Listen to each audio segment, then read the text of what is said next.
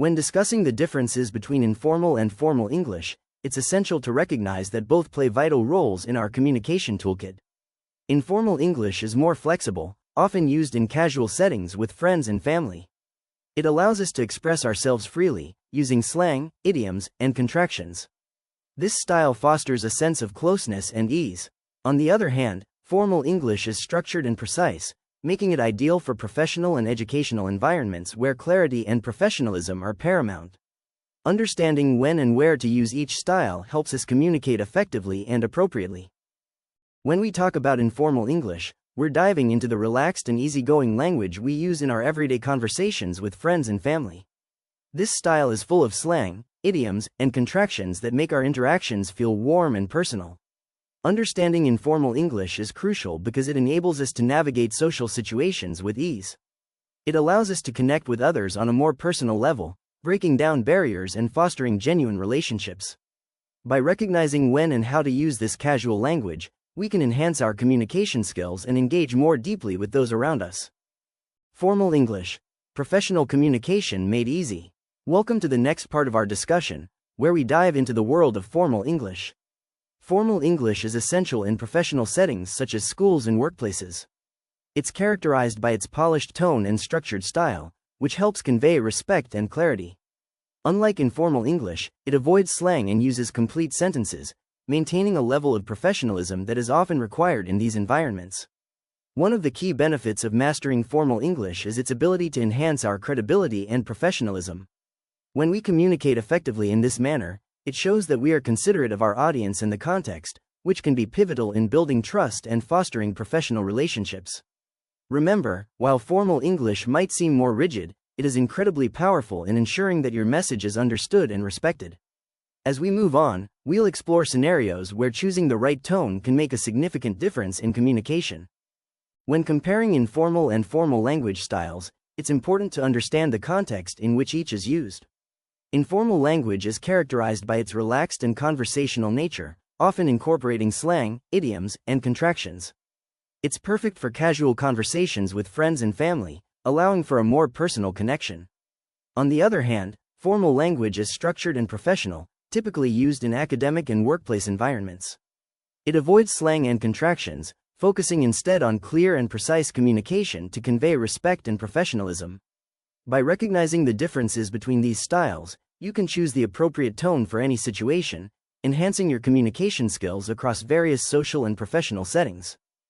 Understanding the right tone to use in communication is crucial for effective interactions. We'll be exploring scenarios where choosing the correct tone, whether formal or informal, is essential. This skill not only enhances clarity but also shows respect and understanding of the audience's expectations. Imagine you're speaking with a colleague about a project. Here, a formal tone might convey professionalism and seriousness, while an informal tone might help build rapport. Consider another scenario. Addressing a group of students.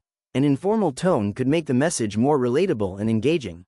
The goal is to choose a style that best suits the context, ensuring your message is received as intended. When engaging in this scenario practice, we are focusing on crafting an email to a teacher to request an extension on an assignment. Let's examine the sample email opening provided. Dear Ms. Patel, I hope this message finds you well. I am writing to kindly request an extension on the upcoming research paper due next week.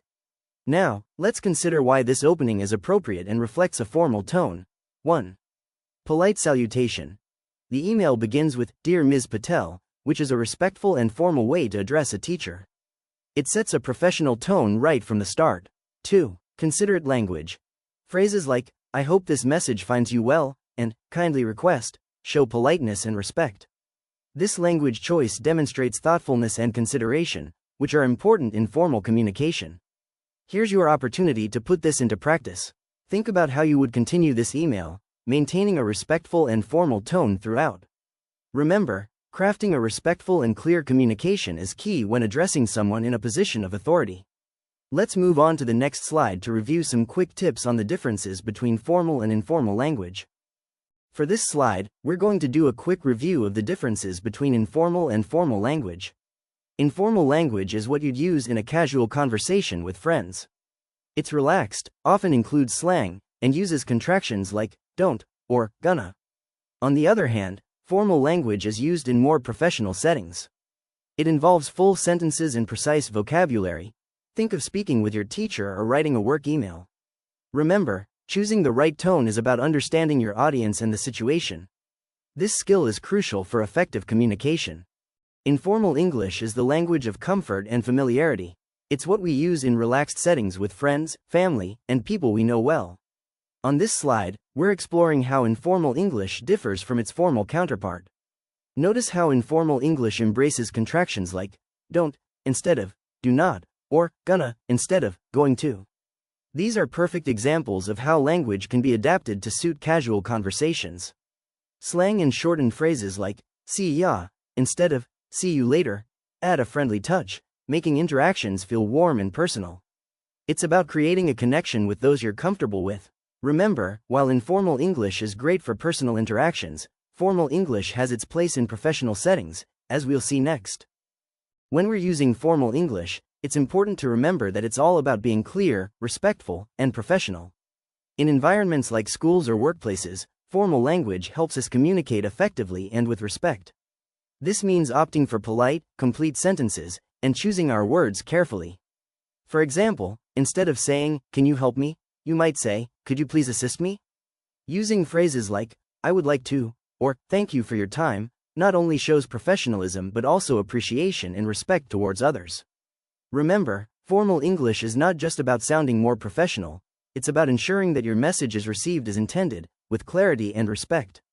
By using formal language, we demonstrate that we value the conversation and the people involved. When it comes to choosing the right tone, understanding your audience, purpose, and setting is crucial. First, ask yourself, who am I talking to?